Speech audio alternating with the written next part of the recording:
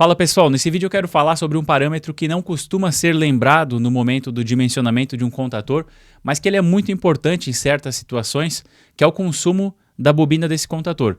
O consumo da bobina ele tem algumas pegadinhas, aí eu quero explicar isso durante esse vídeo, quando que dimensiona em watt, quando que é em VA, qual que é o consumo real, se é quando o contator está atracado, quando ele está atracando, tem alguns detalhes aí que precisam ser levados em consideração. E essas circunstâncias onde o consumo da bobina é relevante é, por exemplo, quando você tem um banco de baterias que está alimentando um contator, então o consumo vai descarregar essa bateria, quanto menor for esse consumo, melhor. Tem também a situação onde o contator está sendo alimentado por um transformador ou por uma fonte de chaveada também, e aí você precisa dimensionar esse transformador ou essa fonte de acordo com a quantidade de contatores e de acordo com o consumo da bobina de cada um deles, ou ainda quando o dispositivo que vai alimentar esse contator ele é limitado na sua capacidade de fornecer corrente. Por exemplo, um sensor. Se você utilizar um sensor para alimentar um contator, esse contator ele pode ter um consumo relevante e talvez não seja, o sensor não tenha capacidade suficiente para isso, e talvez na maioria dos casos não tem, tá? Depende daí do sensor, depende do contator, mas na maior parte dos casos você não consegue alimentar direto. Não só por isso, existe um outro motivo também que eu vou falar ao longo desse vídeo, mas também por conta do consumo. Então, pessoal, vamos analisar aqui alguns contatores e a especificação deles de consumo para que nós tenhamos uma base, então, e também para que eu possa explicar na prática qual que é a diferença aqui entre esses contadores e o quanto, mais ou menos, aí que eles consomem, né? Eu vou começar pelos contadores de corrente contínua porque vai ficar mais fácil a explicação. Bom, esse aqui é uma linha de contadores com bobina 24 VCC, tem opções de 12, 18, 25 e 32 amperes. 12 e 18 amperes, o contador é o mesmo estruturalmente falando, o que muda é o contato. Esse aqui de 18 tem mais material no contato para suportar uma corrente um pouco maior, mas a carcaça é a mesma, a bobina é a mesma. A mesma coisa acontece com esses contadores aqui, o de 25 e o de 32. Também é a mesma carcaça, a mesma bobina e, portanto, esses aqui têm o mesmo consumo e esses aqui têm o mesmo consumo também. Qual é esse consumo? 9 watts no caso desses dois, 11 watts no caso desses dois. Por que watt? Porque é um contador de corrente contínua, não tem fator de potência, não tem energia reativa, então é watt. Nesse caso é watt. Qual que é o cálculo aqui para nós chegarmos na corrente? É simples, né? Nós vamos dividir a potência, que é de 9 watts, no caso dos contadores de 12 e 18, dividido por 24, que é a tensão. Nesse caso, 375 miliamperes, né? Ou 0,375 amperes. O que isso quer dizer? Que a maior parte dos sensores não vai conseguir alimentar esse contador. Os sensores eles costumam ter capacidade de 200 miliamperes, 300 miliamperes. Falo de sensores indutivos, capacitivos, né? Dependendo do tamanho do sensor, pode até ter um pouco mais, mas se fosse, por exemplo, 400 miliamperes, eu com certeza não arriscaria ligar um contador, porque está muito próximo do limite, né? Caso fosse 400 miliamperes, eu não arriscaria.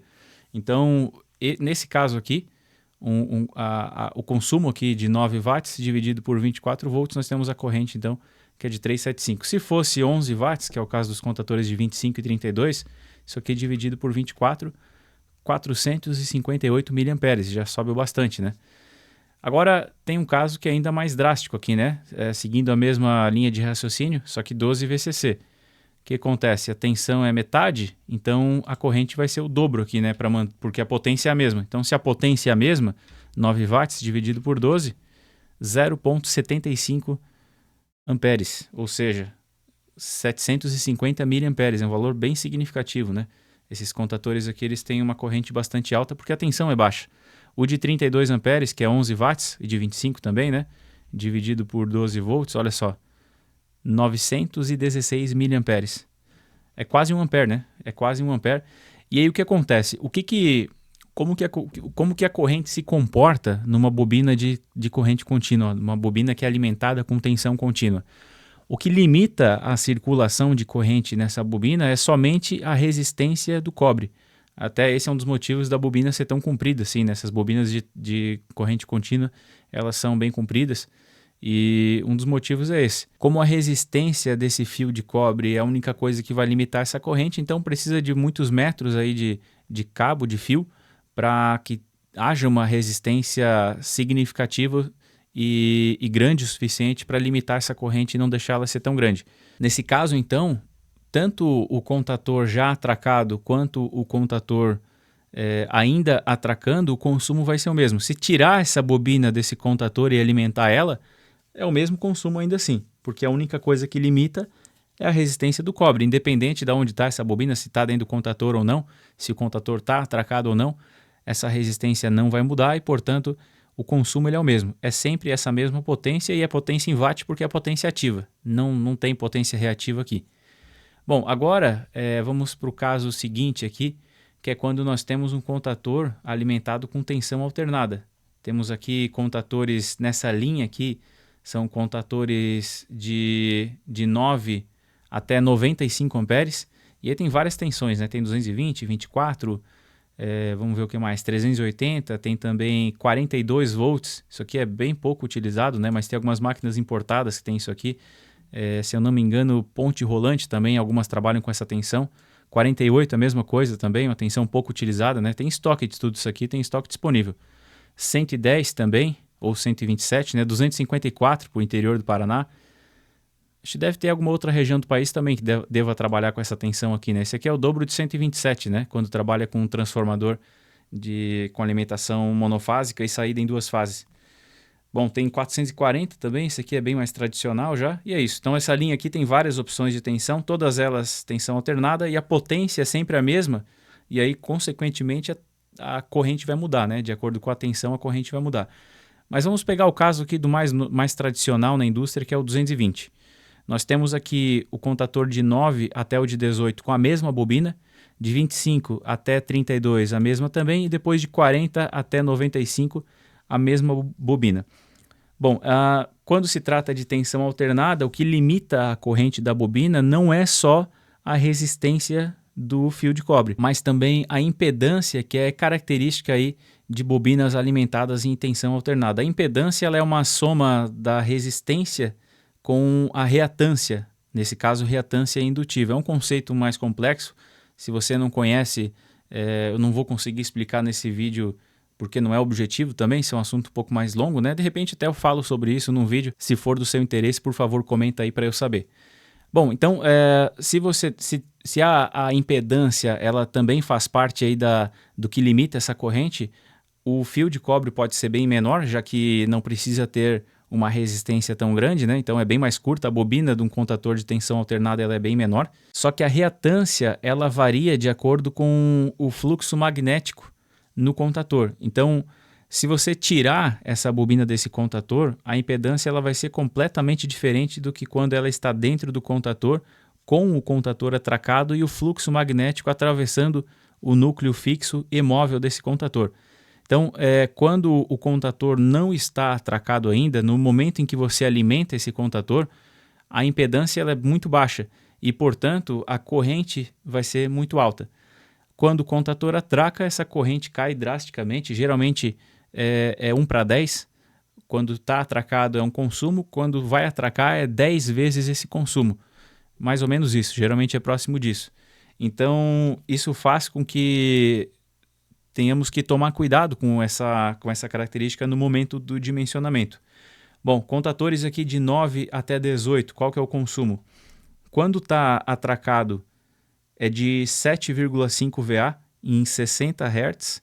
Se alimentar em 50, se for uma bobina de 50 Hz, 7 VA. Então dá uma diferencinha, mas eu vou falar sempre de 60 Hz aqui. Então 7,5 VA com contator atracado. Isso é muito pouco, né? Deixa eu abrir a calculadora de novo aqui. Vamos zerar ela aqui. 7,5 dividido por 220 é só 0,03 ampere, 34 miliampere. Pouquinha coisa, né? Mas aí tem uma pegadinha. Esse mesmo contator aqui de 9 até 18, essa mesma bobina, na verdade, quando ela vai atracar, o consumo de 7,5 ele sobe para 70 VA. Então agora 70 VA dividido por 220, 0,318 ampere, 318 miliamperes. Ou seja, aquele seu sensor de 200 mA, de 300 mA, que atenderia, considerando a corrente do contator atracado, aqui não vai atender, né? 318 mA, então sensores de 200 ou de 300 mA já estão abaixo da necessidade aí desse contador. No caso dos sensores, não existe uma tolerância muito grande a sobrecargas, essa tolerância é muito pequena, é quase nula, porque o chaveamento ele não é com contato seco, né? Ele é feito eletronicamente, esses componentes eles são mais sensíveis e, portanto, não existe essa tolerância tão grande. Se fosse chavear com contato mesmo, se fosse de repente um botão, alguma coisa assim que fosse fazer esse chaveamento, poderia tranquilamente dimensionar pela corrente de utilização mesmo, a corrente do contador já atracado, talvez com alguma folga aí para ter alguma segurança, né? Mas não teria problema nenhum essa corrente inicial do contador, porque o contato mecânico ele suporta isso muito bem. Então não teria problema. Mas quando se trata de sensor, sim, isso é um problema. Agora, quando a gente fala de transformadores, o que acontece?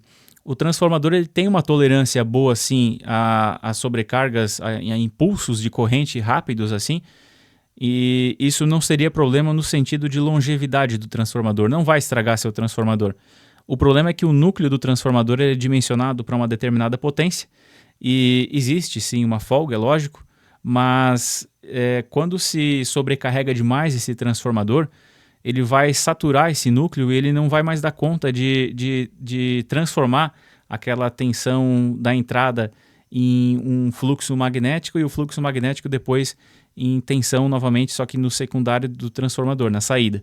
Então, essa transformação ela deixa de ocorrer, a tensão cai na saída. Então, se você saturar o núcleo do transformador, se o fluxo magnético for maior do que ele suporta, vai acontecer da tensão cair e aí o seu contador pode acabar desligando.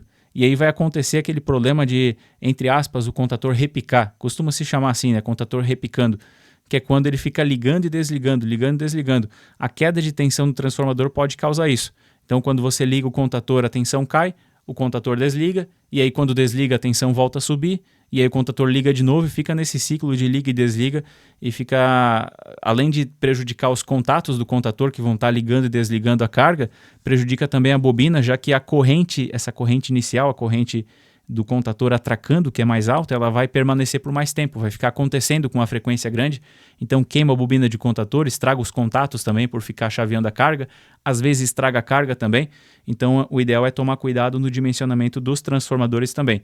Agora, se está falando de corrente contínua desses outros contadores que eu mostrei antes, aí já não tem problema, porque os 9 watts aqui ou 11 watts aqui, isso não vai mudar, então considera o dimensionamento, ele deve ter alguma folga, mas ele pode ser bem mais justo do que aqui, né? Bom, essas bobinas aqui de 25 e 32 eu não falei do consumo, né? 8,5 VA atracado, 8,5 e 100 VA quando vai atracar. Por que é VA e não watt como no caso anterior, né? Porque aqui eu tenho energia reativa também. Então eu tenho uma parcela de energia ativa, uma parcela de energia reativa e a potência total para o cálculo da corrente precisa ser a potência aparente. A potência aparente, a unidade de medida de potência aparente é VA. E tem um fator de potência aqui também, né? E, enfim, os contadores, já falei desses dois aqui, né? 8,5 VA atracado e 100 VA para atracar. No caso desses contadores aqui de 40 até 95, o buraco é bem mais embaixo, né? Nós temos 22 VA atracado e 200 VA para atracar. 200 VA. 200 VA, vamos considerar um contador aí 24 VCA, que é algo bem comum na indústria, né? Com normas aí de segurança. Então, se for 200 VA, na verdade, né? 200 VA dividido por 24, para atracar são 8,3 amperes. É muita corrente, né? Como é que você faz para não gastar tanto com transformador? Se você for utilizar 10 contadores desse aqui, imagina, lógico, vai utilizar 10 contadores, se eles não forem atracar juntos, se não for ligar tudo junto, se eles forem liga um, mantém ligado, pode manter ligados todos juntos, mas se eles não acionarem ao mesmo tempo, você considera só a corrente do consumo, né? A potência do consumo, na verdade. Vamos supor que todos ficam ligados, mas liga um por vez.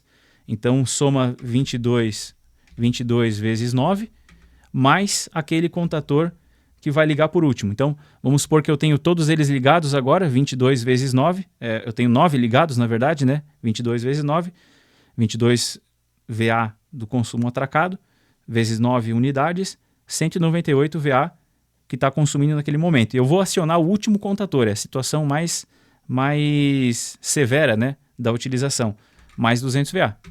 Então, o meu transformador ele precisa ter pelo menos 398 VA. Lógico, dimensiona com uma folga, né? Isso aqui é o consumo mesmo. Então, quando tiver 9 atracado e o último precisar atracar, nós vamos ter um pico aí de potência. Talvez até se dimensionar um pouco menos, vai suportar, tranquilo. Porque, como eu falei, o transformador ele não vai estragar por conta disso, mesmo que haja uma quedinha de tensão ali, não vai deixar de funcionar. Mas o ideal é dimensionar dessa forma e evitar que 2 contadores acionem ao mesmo tempo, né? Se você tem uma estrela triângulo, por exemplo, 2 contadores acionam ao mesmo tempo. Então é necessário considerar a partida desses 2 contadores. Bom, e agora falando da maneira de como você pode reduzir o seu gasto aí com um transformador, trabalhar com um transformador de pequena potência ou uma fonte de pequena potência, é usando relés acopladores. O relé acoplador ele consome muito pouco. Então você pode utilizar um contador em 220 e esse contador em 220 ele vai ser acionado por um relé acoplador que recebe alimentação em 24. Então o seu comando, a parte onde o operador da máquina vai ter acesso, vai ser toda 24, conforme a norma manda. Aí o relé acoplador em 24 ele aciona o contador e esse contador pode ter bobina 220 e assim você consegue economizar demais e facilitar a sua manutenção, uma vez que um relé acoplador 24 volts é barato, é fácil de encontrar para repor. A mesma coisa o contador em 220 é fácil de encontrar para repor também, em qualquer lugar você encontra.